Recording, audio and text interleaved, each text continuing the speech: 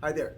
I want to share a tip with you about handling appraisals. In this market where we're seeing the prices just quickly ratcheting up, and with how appraisers look at the past 6 months of sales, it's very common that the home that you have selling today is not going to appraise for the amount that you need it to sell for in a month from now. You follow me? So this is how you deal with it.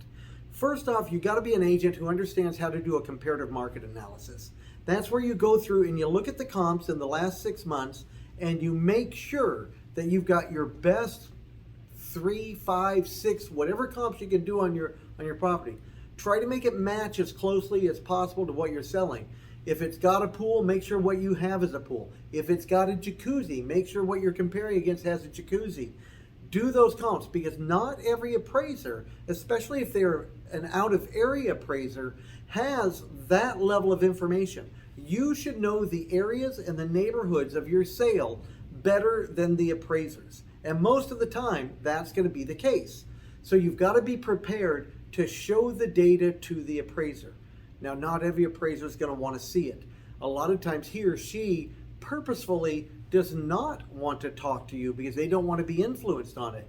But the fact is, if you've got information that might make a difference to your seller, you got to work to get that information in front of the appraiser. And if need be, you need to call the lender and have the lender call the appraiser so you can make sure it gets to them. If you get the chance to give it to them in person, great. If you have to send it in an email with a PDF, great. Just make sure the comps that you need get to the appraiser.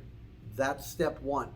Step two is you've got to be able to go through the house with a fine-tooth comb and provide all of the improvements that have been done with it in a recent history so they're not ignored, and attach a dollar value to them.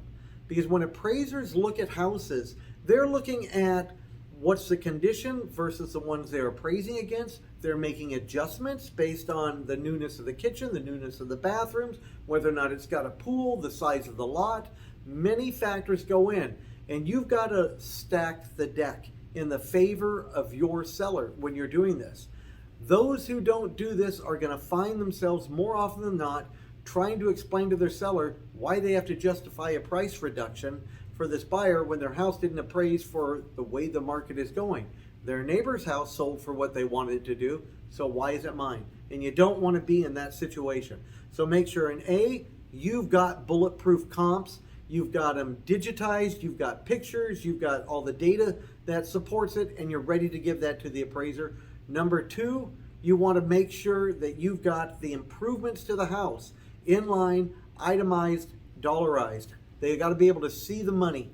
And if you'll do those two things, most of the times you can handle an appraisal up front. But for the times you can't, and this is step three, you have the ammunition to go to the bat with the lender and talk to him or her after the fact that the appraisal has come and say, why were these things ignored? And possibly, just maybe, get a second opinion. That's it. I hope this helps you in your real estate selling here in the Coachella Valley. My name's Eric Meeks. Thank you very much for your time. Have a good day.